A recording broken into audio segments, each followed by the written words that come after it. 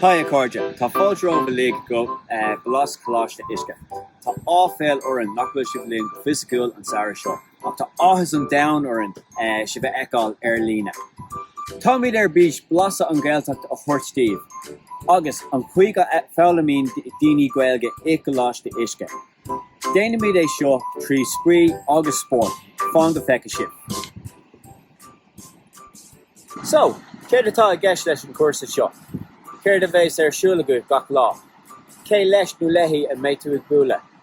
Well, déanf mé ar a pictar a haingdíobh don tachtain atá os for córamach.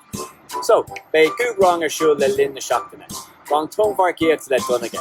Bé si bhíh fellum an chuí le tumharcíocht a chhlachta sa bhaile. An onas go méid sibh ibar sanolaithe nar a bhualann sibh an trá le glór hain.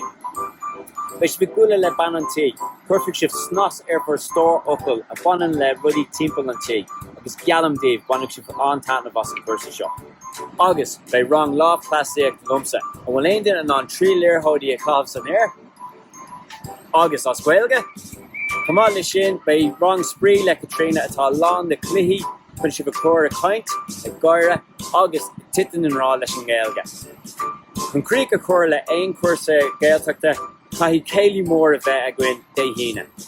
Tá spéisialta againn chun cuidiú leis an domsa. Gach tróna curfa míad físeán ar fáil díobh i méid dúchláin faoi le.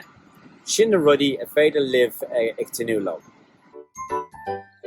So, Larry Maston múnteoir agus dá chéile le linn an ranga. Éis go chóramach leis an múnteoir agus de cóide nua ar an grúpa. Siúr le haid Abby, bhí Abby le linn an ranga. S, an rud is tábhachtí, bhí spórt agus sprí a gcuibh an seachtain seo. So, feice mé sibh a rís go lua, ach idir an dá linn léimisteach ar an cuasa ar líne agus bantanamh as Gaeilge a eolamm ar bhealach nua sprío. Slán go fáil agus go nár libh.